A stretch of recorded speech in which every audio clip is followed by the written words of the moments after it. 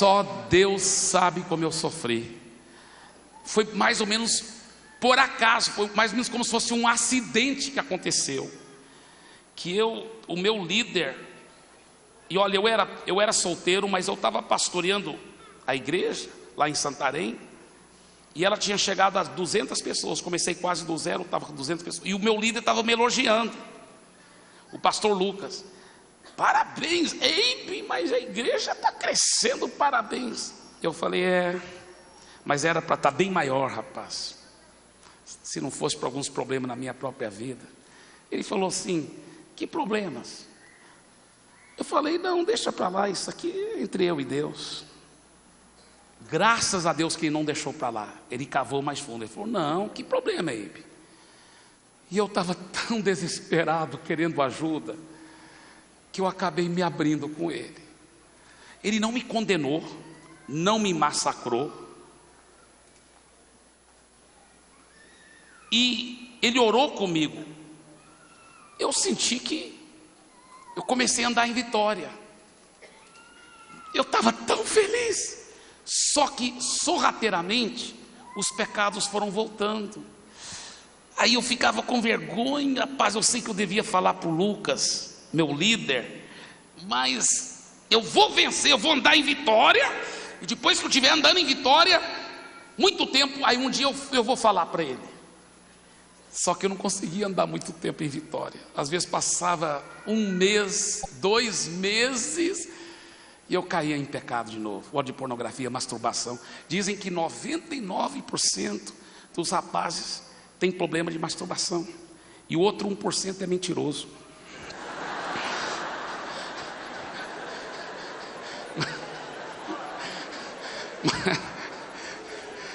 Mas deixa eu falar uma coisa.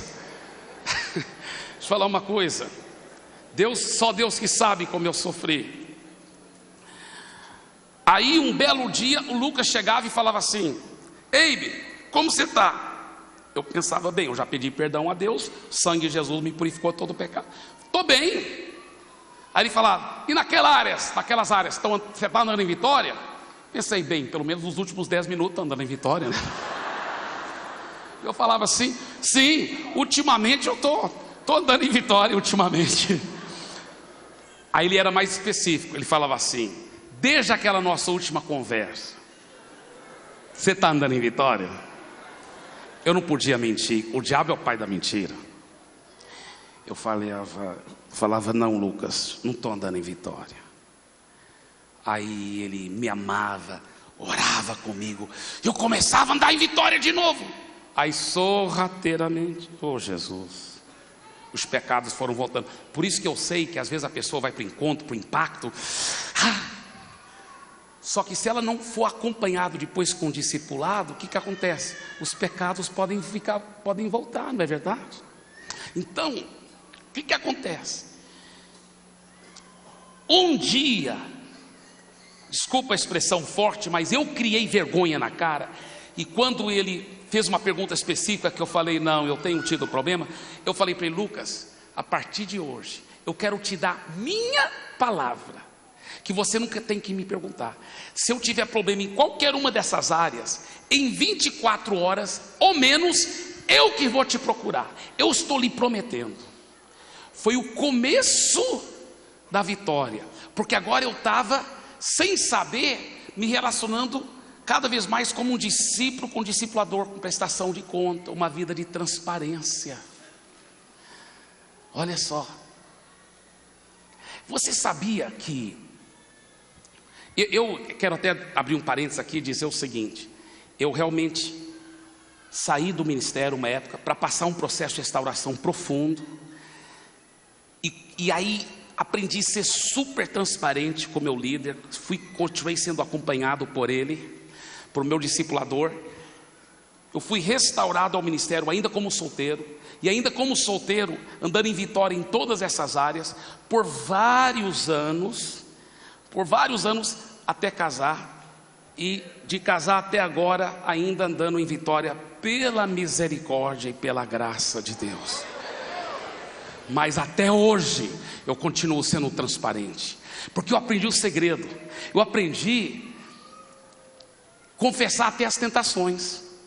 Pastorei, mas tentação não é pecado. Eu sei que não é, mas eu aprendi que se eu for transparente sobre as tentações, eu vou, e ele orar comigo, eu sinto tanto nojo até da tentação, e eu começo a fortificar, que eu acabo andando em vitória. Então eu aprendi a confessar a tentação para não precisar de confessar o pecado, porque vai andar em vitória. Irmãos, minha vida mudou. Minha vida mudou. Aí sabe o que aconteceu lá em Santarém? Eu comecei a investir. Eu ainda era solteiro, comecei a discipular alguns rapazes, alguns senhores até casados. Eu descobri que tem muito senhor casado também, com problema com masturbação, problema com pornografia, etc, etc. Eu comecei a investir nesses homens. Esses homens começaram a andar em vitória, em santidade. Ovelha sadia dá muita cria. De repente começou uma revolução. Todo mundo andando em santidade, todo mundo andando em vitória, porque estavam sendo cuidados. Agora, deixa eu te falar uma coisa. Eu casei, e eu estava, e tenho continuado pela misericórdia de Deus, andando em santidade. Mas aí o meu discipulador, pastor Lucas, ele faleceu num acidente de avião e foi levado para a glória. Aí eu tive um novo discipulador, pastor Paulo Jeff, que até hoje é o meu discipulador. Ele não sabia todo o meu histórico, porque ele falou: não, Eibe, sobre o seu passado não quero nem saber, quero saber da agora em diante, você está caminhando comigo, amém. E eu comecei, eu ainda não tinha aprendido todos os detalhes sobre confessar a tentação. Escuta bem, isso aqui é interessante. Eu comecei a ser tentado, poucos meses depois que o Lucas partiu para a glória, ser tentado nos meus olhos, nos meus pensamentos. Eu pensei, não fiz nenhum pecado, essa tentação, ou às vezes, talvez qualquer coisinha que eu sabia que eu tinha que ter mais cuidado com meus olhos, com o pensamento. Não, mas não tem que, eu não sei porque eu não estou conseguindo vencer essas coisinhas, são coisas muito pequenas. Eu vou lutar aqui. Eu não sabia que eu devia ser transparente.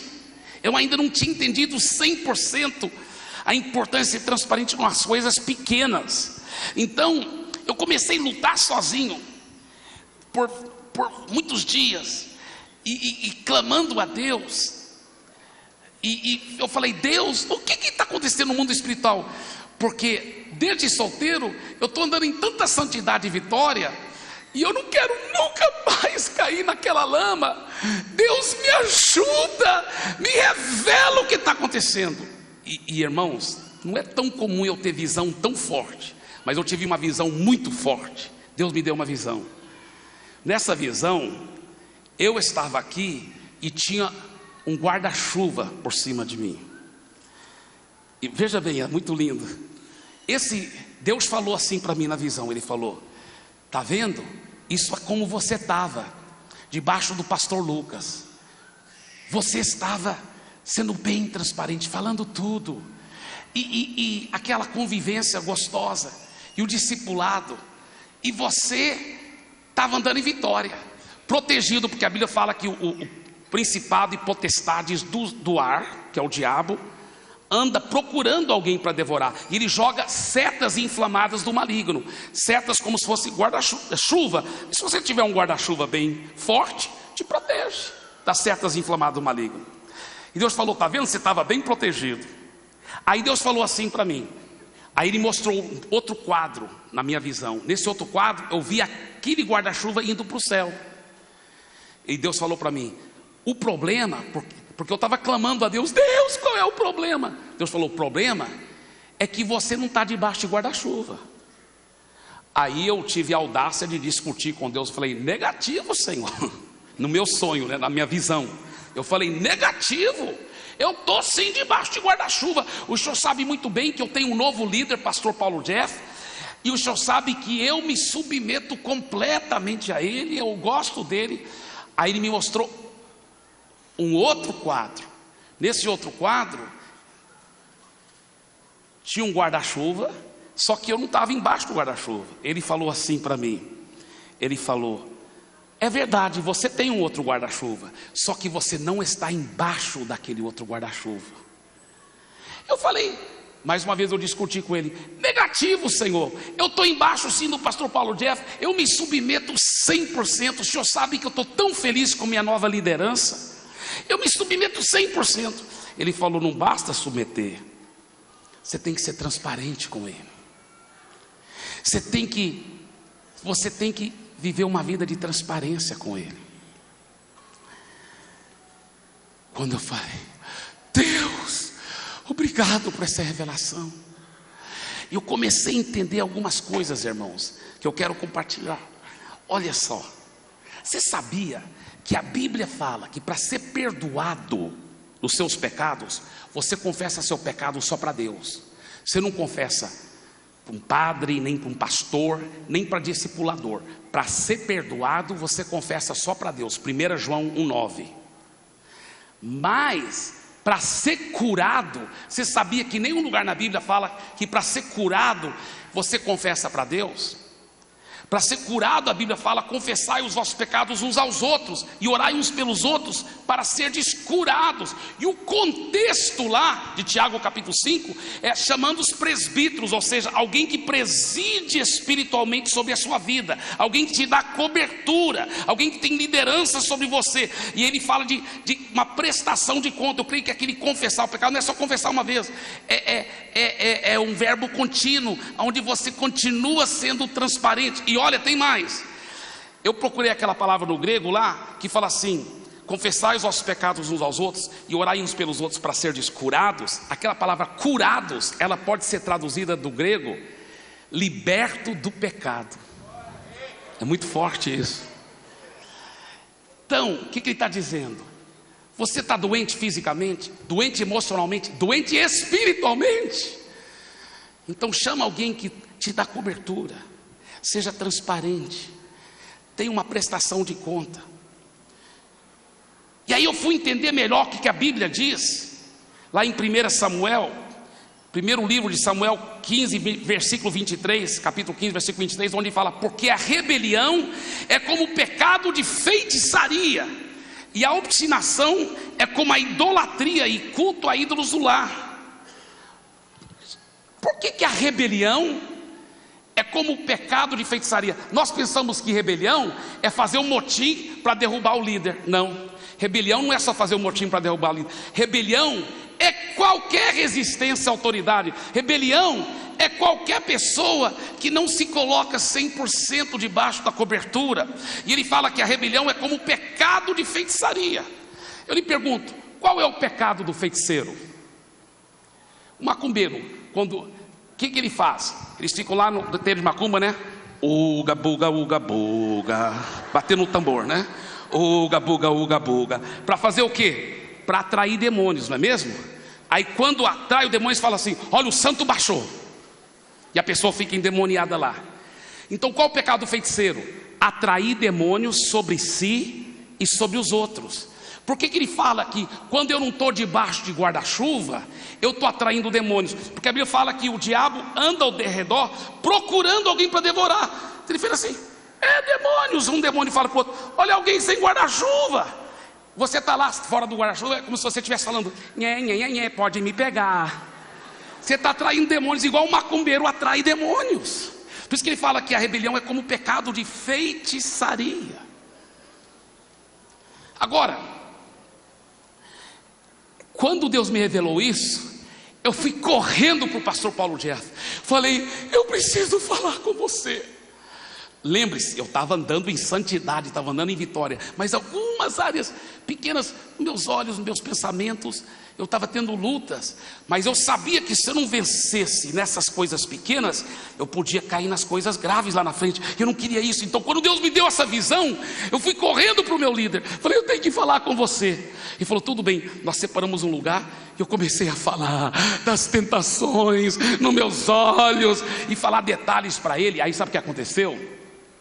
De repente eu me vi falando muito alto.